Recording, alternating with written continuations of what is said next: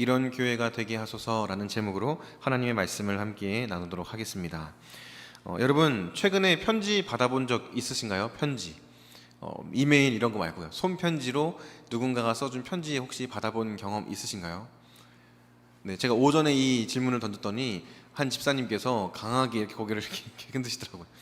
받아본 적도 없고 써본 적도 없다. 기억이 나질 않는다. 이렇게 강한 의사 표현을 해주시더라고요. 우리가 이 사람들과의 관계를 맺으며 살아갈 때, 특별히 말로도 다 전하지 못하는 이 내 마음의 진심을 전할 때 편지만큼 효과적인 도구가 없다라고 합니다. 기적의 손편지라는 책을 쓴 윤성희 작가는 자신의 책에서 이렇게 이야기했습니다. 손편지는 진심을 전하는 최고의 도구이다 라고 이야기했어요. 편지를 받아봤던 경험이 있으신 분들은 다들 공감하시겠지만, 편지를 통해서 대화하는 과정에서 느끼지 못했던 진심을 느끼기도 하고, 그 가운데에서 감동해서 눈물을 흘리기도 하는 게 우리들이라는 거예요. 여러분, 우리가 이 편지에 감동을 받는 것처럼 초대교회의 성도들 또한 바울이 보낸 편지를 통해서 참 많은 감동과 위로를 받았다는 것을 우리는 너무나 잘 알고 있습니다. 그리고 우리가 지금 계속해서 매주 수요일마다 살펴보고 있는 이 에베소서의 말씀을 통해서 에베소 교회에 바울이 보낸 편지에 그의 사랑이, 그의 마음이 얼마나 담겨져 있는지를 우리는 확인할 수가 있다는 거죠. 특별히 오늘 우리가 읽은 본문 말씀은 에베소서의 끝인사에 해당하는 부분입니다.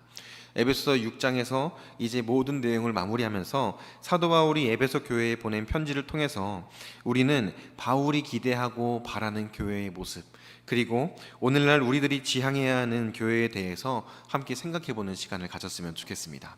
교회로서 나는 과연 어떤 모습으로 살아가고 있는가, 그리고 교회로서 우리 공동체는 어떤 모습으로 지금 살아가고 있는가를 한번 돌아보자 하는 거예요. 우리 본문 말씀을 보면서 그 내용들을 살펴보도록 할 텐데요.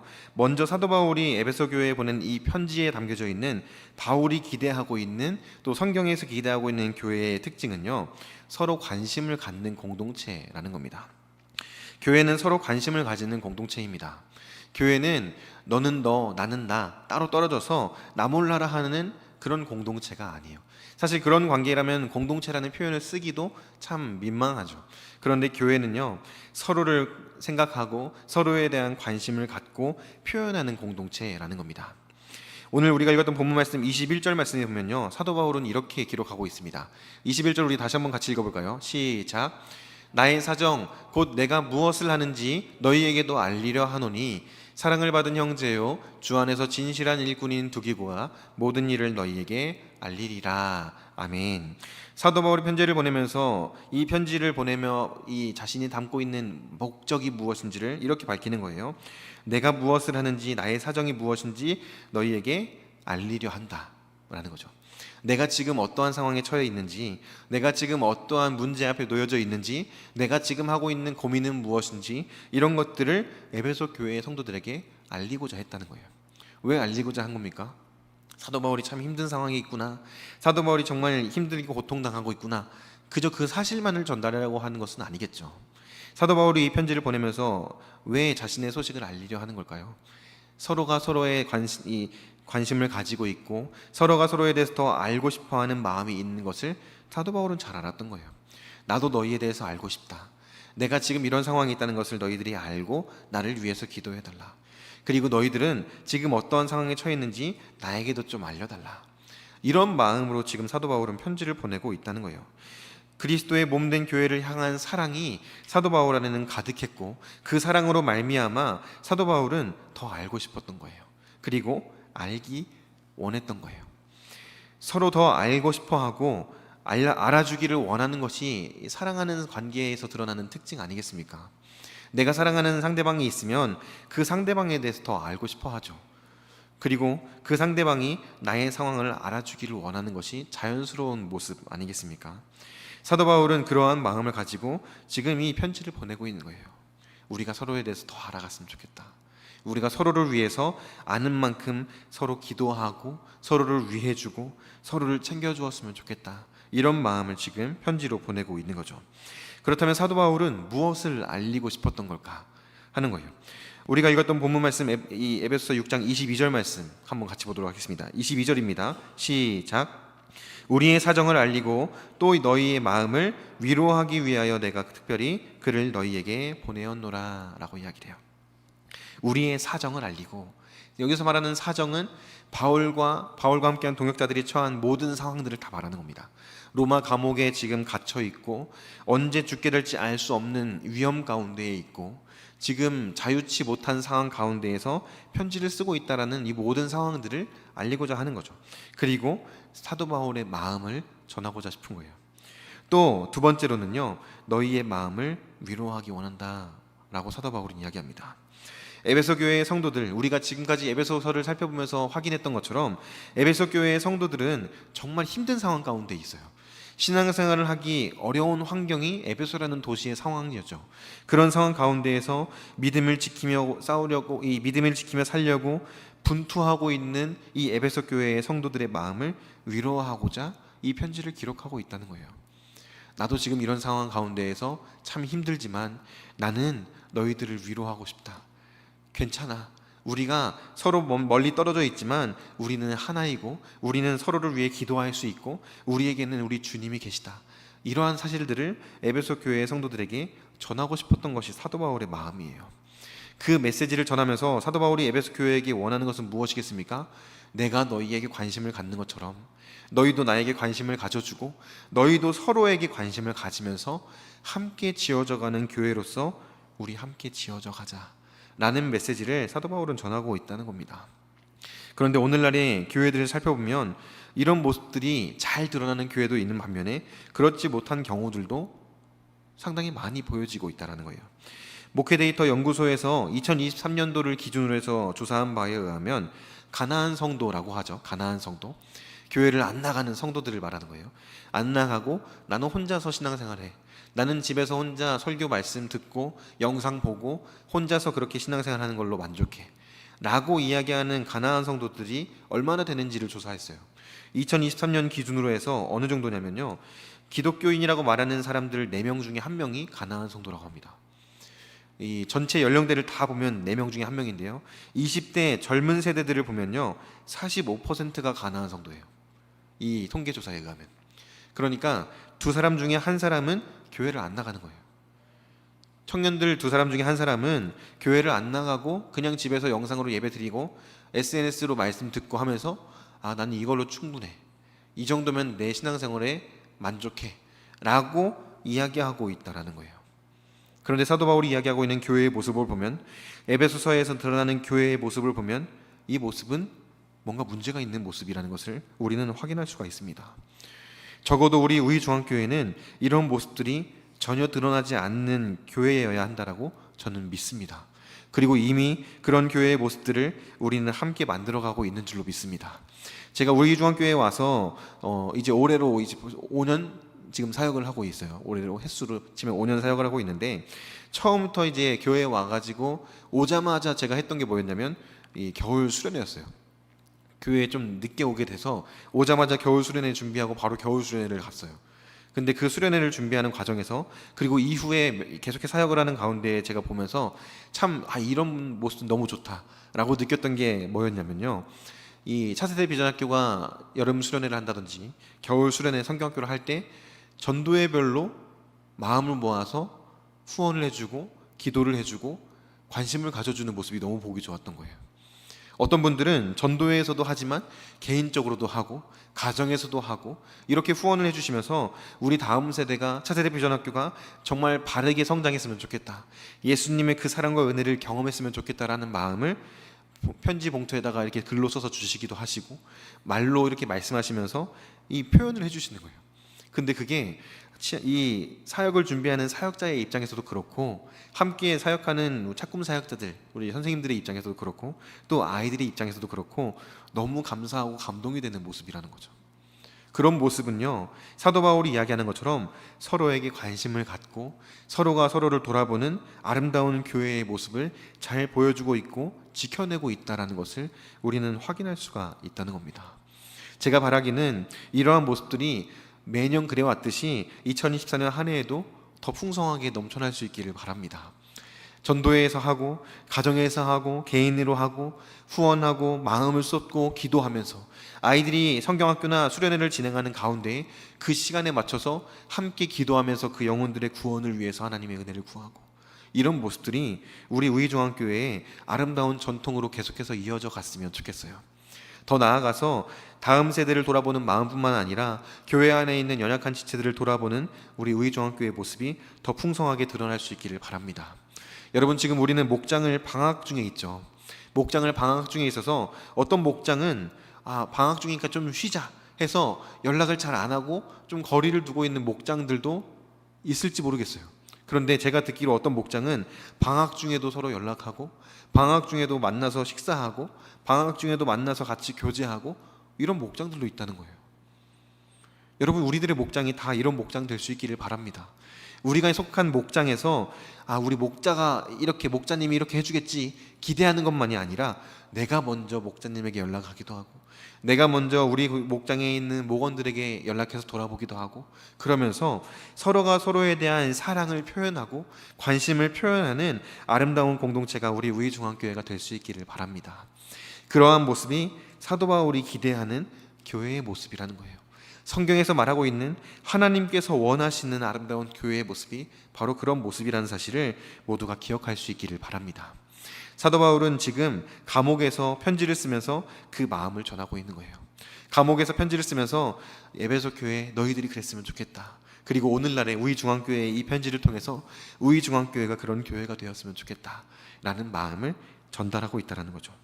그리고 당시에 사도 바울은 감옥에 있었기 때문에 그 편지를 직접 전달할 수 있는 상황이 아니었어요. 그래서 그는 한 사람을 편지를 보내는 이 사람으로 보내게 됩니다. 그 사람이 누굽니까? 우리가 잘 알고 있는 이 말씀에서 본 것처럼 두기고라는 인물이죠. 에베소 6장 21절 하반절 말씀 우리 같이 한번 읽어볼까요? 시작. 사랑을 받은 형제요, 주 안에서 진실한 일꾼인 두기고가 모든 일을 너희에게 알리리라. 사랑을 받은 형제라고 말합니다. 무슨 사랑을 받은 겁니까? 사도 바울의 사랑을 받은 거죠. 사도 바울의 사랑을 통해서 그가 전한 복음을 통해서 예수 그리스도의 사랑 또한 넘치도록 경험했던 것이 바로 이 두기고라는 인물입니다.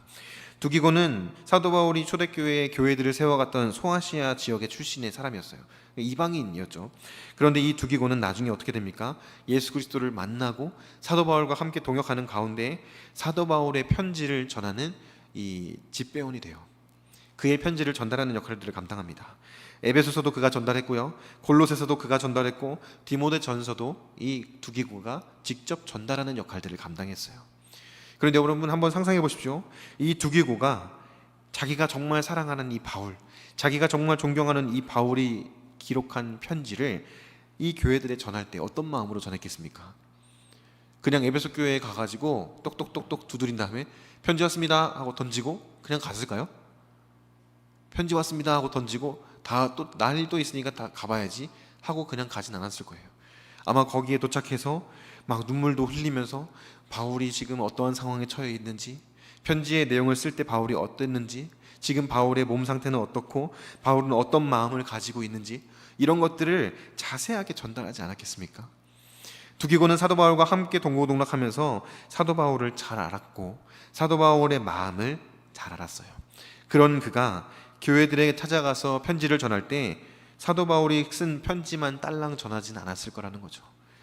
사도 바울의 마음을 전하고, 사도 바울이 품고 있는 생각을 전하고, 사도 바울이 기대하고 있는 바를 생동감 있게 전했을 거라는 거예요. 그런 측면에서 봤을 때요, 두기고는 단순하게 편지를 전달하는 한 사람에 불과한 것이 아니라 사도 바울이 쓴 편지 그 자체가 되었던 겁니다. 사도 바울이 쓴 편지가 되어서 직접 교회들을 찾아가서 마음을 전하고 사랑을 전하고 복음을 전하는 것이 두기고가 감당했던 사역이었다라는 거예요. 그리고 오늘날 저와 여러분들을 하나님께서 그렇게 부르고 계신다라는 사실을 우리는 기억해야 된다라는 거죠. 사도 바울이 두기고에게 편지를 맡기고 교회들을 향해서 보냈던 것처럼 하나님께서 우리들에게 편지를 맡기시고 세상 가운데로 보내고 계신다는 사실을 기억할 수 있기를 바랍니다. 하나님은 저와 여러분들에게 이런 영광스러운 사명을 감당케 하시려고 우리를 부르셨다는 거예요. 고린도후서 3장 3절 말씀에 보면 이런 말씀이 있습니다. 우리 고린도후서 3장 3절 같이 한번 읽어보겠습니다. 시작. 너희는 우리로 말미암아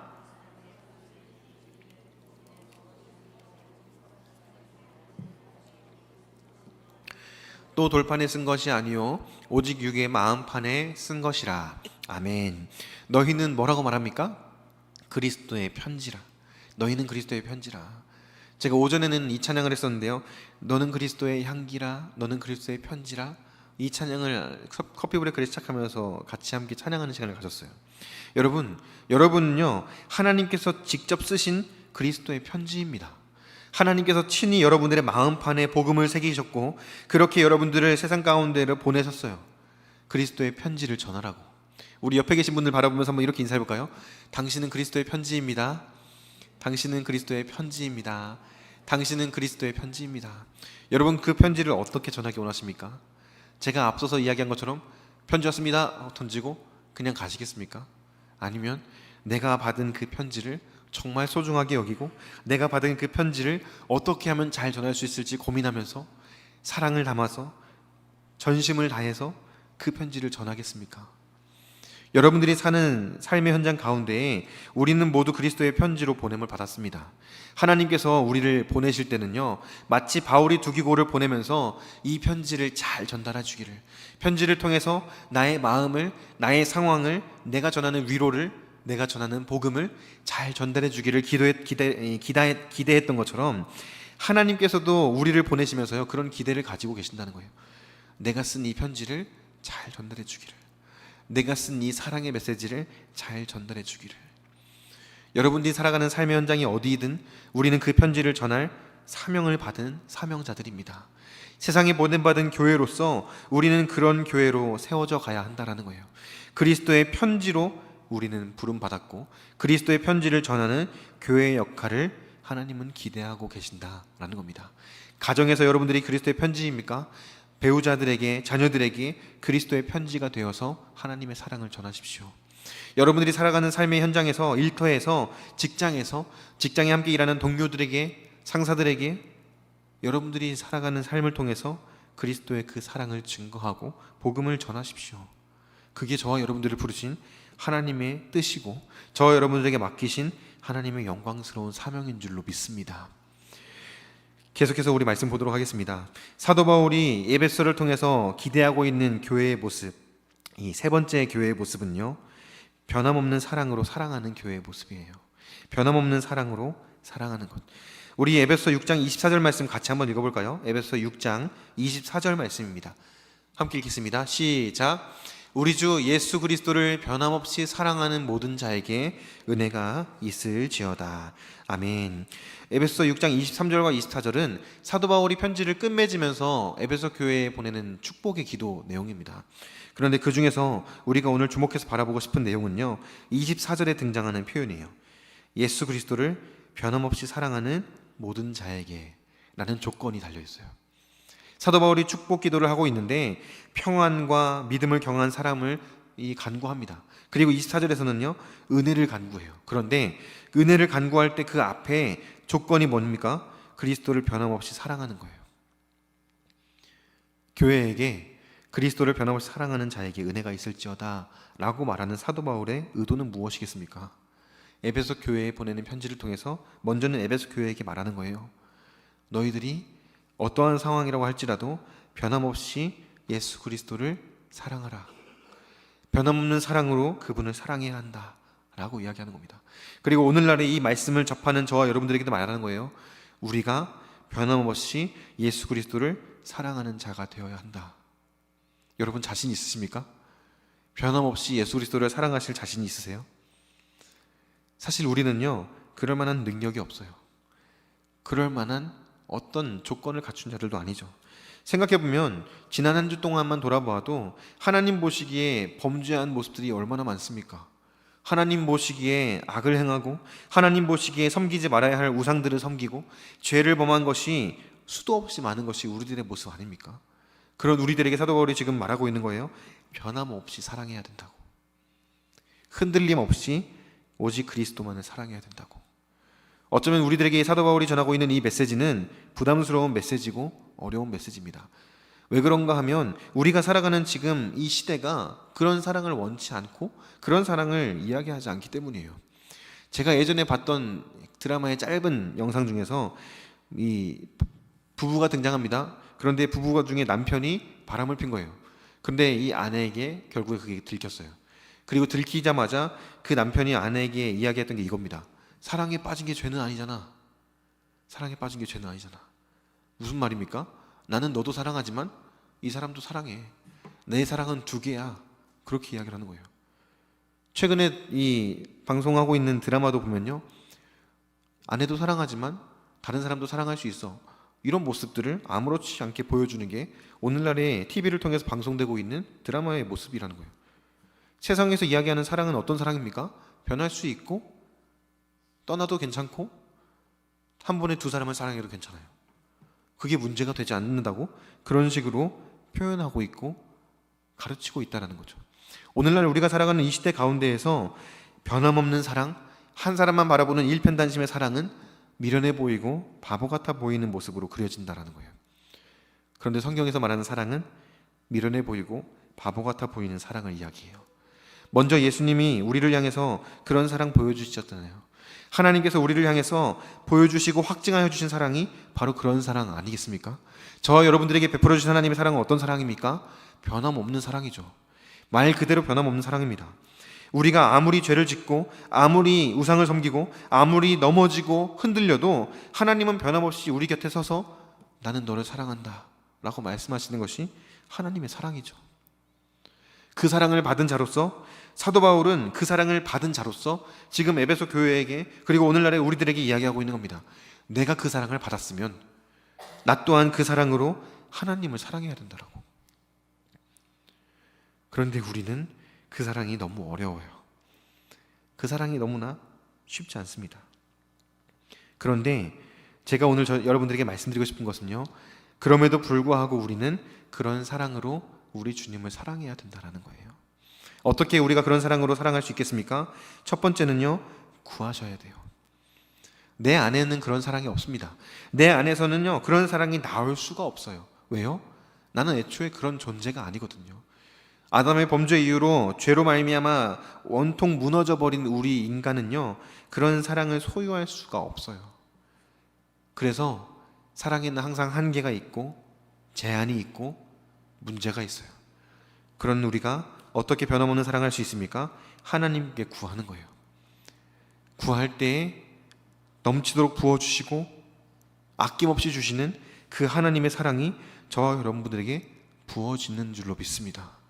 우리에게는 있지 않지만 하나님께서 우리에게 주신다면 우리 또한 하나님의 그 사랑으로 하나님을 사랑할 수 있고, 하나님의 사랑으로 내 이웃을 사랑할 수 있고, 하나님의 사랑으로 내가 속한 공동체를 사랑할 수 있다는 사실을 우리는 믿는 믿음이 필요하다는 거예요.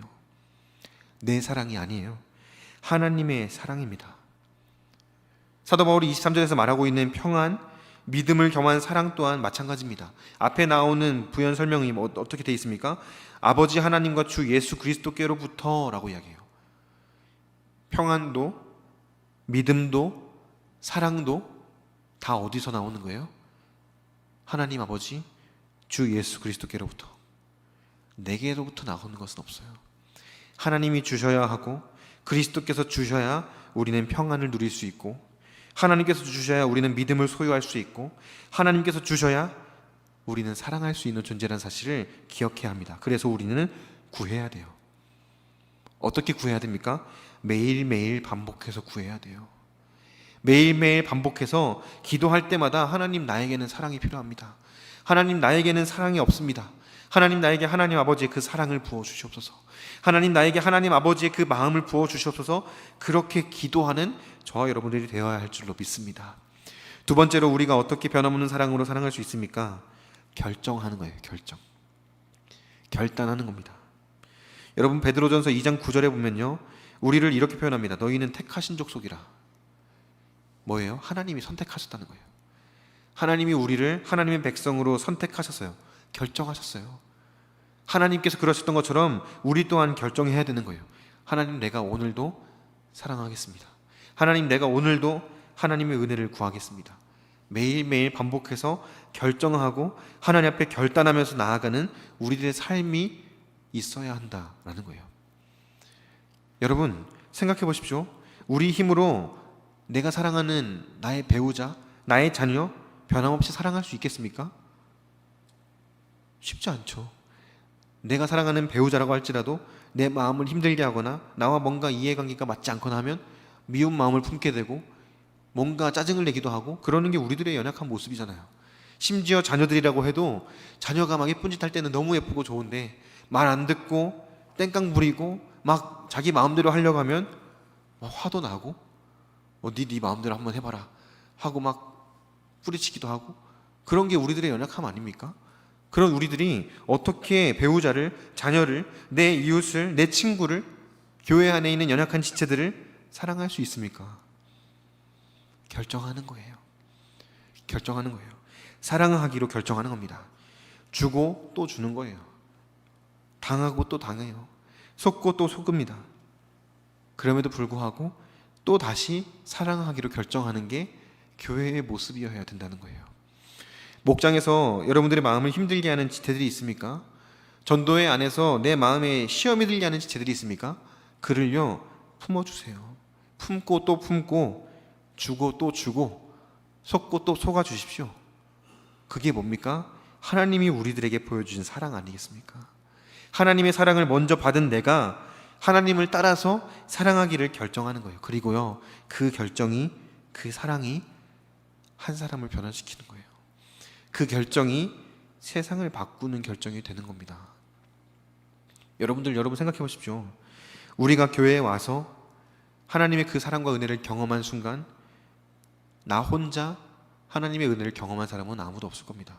내 옆에 누군가가 나를 위해서 기도하고 있었고, 내 가족이, 내 사랑하는 누군가가 나를 인도해서 교회로 이끌고 왔고, 수련회 장소로 이끌고 가서 거기서 내가 하나님의 사랑과 은혜를 경험한 거 아닙니까? 그 한 사람의 결정이 한 사람을 변화시킨 거예요. 나를 변화시킨 거예요. 여러분들의 결정이 내 옆에 있는 지체들을 변화시킬 줄로 믿습니다. 우리의 결정이 가정에서 교회 다닌다고 해서 나를 핍박하고 나를 힘들게 하는 내 배우자와 자녀들을 변화시키게 될 줄로 믿습니다. 그 변화를 경험하는 2024년 한 해가 될 수 있을 줄로 믿습니다. 여러분, 사도 바울은 에베소의 교회에 보낸 편지를 통해서 자신이 기대하는 교회의 모습들을 이와 같이 묘사합니다. 서로가 서로를 돌아보고 관심을 갖는 교회, 각자가 있는 그 자리에서 교회로서 그리스도의 편지가 되는 교회, 변함없는 사랑으로 하나님을 사랑하고 옆에 있는 지체들을 사랑하고 내 이웃을 사랑하는 교회, 그 교회가 우리 우이중앙교회가 될 줄로 믿습니다. 그 교회가 내가 될 줄로 믿습니다. 우리가 지금 매 주일 예배 때마다 담임 목사님을 통해서 부르심에 대한 말씀을 듣고 있잖아요. 담임 목사님께서 주일 예배 때마다 설교를 하시면서 우리가 교회입니다, 여러분이 교회입니다, 세상의 교회로 나가십시오 라고 말씀하고 계시잖아요. 그 말씀을 주일에만 듣는 것이 아니라 여러분들의 매일의 삶 가운데에서 주중에도 계속해서 확인하고 듣고 또 듣고 그 교회로 살아가기를 결단하는 우리 모두가 될 수 있기를 바랍니다. 그래서 내가 있는 그곳에서 하나님을 기쁘시게 해드리는 한 사람의 교회로서, 또 우이중앙교회로서, 목장으로서 아름답게 세워져 가는 우리 모두가 될 수 있기를 주님의 이름으로 축복합니다. 사랑하는 성도 여러분, 제가 참 좋아하는 한 목사님이 이 사랑에 대한 설교를 하시면서 이렇게 말씀하시더라고요. 사랑하는 것은 내 목숨을 버리는 것과 같다라고 이야기해요. 요한일서 3장 16절 말씀에 보면 이런 말씀이 있지 않습니까? 우리 함께 같이 읽어볼까요? 요한일서 3장 16절입니다. 시작. 그가 우리를 위하여 목숨을 버리셨으니 우리가 이로써 사랑을 알고 우리도 형제들을 위하여 목숨을 버리는 것이 마땅하니라. 아멘. 사랑을 안다라는 표현과 동시에 목숨을 버리는 것을 이야기합니다. 교회로 부름받은 우리가 예수 그리스도를 변함없이 사랑하는 것뿐만 아니라 내 이웃을 변함없는 사랑으로 사랑하기 위해서 우리는 목숨을 버리는 것과 같은 결단을 해야 된다는 거예요. 내 생명, 내 시간, 내 재능, 내 물질을 내놓을 수 있어야 돼요. 아낌없이. 그래서 뭐 하는 겁니까? 죽어가는 저 한 영혼을 구원하는 거예요. 내 생명보다, 내가 가지고 있는 시간보다, 내가 가지고 있는 물질보다 저 한 영혼 구원하는 게 더 가치 있다는 사실을 아는 거죠. 우리는 교회로 부름을 받았습니다. 우리는 교회로 부름을 받아서 그리스도의 편지가 되어야 하고 사랑을 전해야 돼요. 그러기 위해서 우리 모두가 내 목숨까지도 내어놓을 수 있는 그러한 결단으로 세상 가운데에 나아갔으면 좋겠습니다. 그렇게 하나님께서 맡기신 사명 감당할 때 아름다운 교회로서 내가 있는 그곳을 하나님께서 임재하시는 임재의 장소로 만들어가는 복된 우리 모든 성도님들이 될 수 있을 줄로 믿습니다.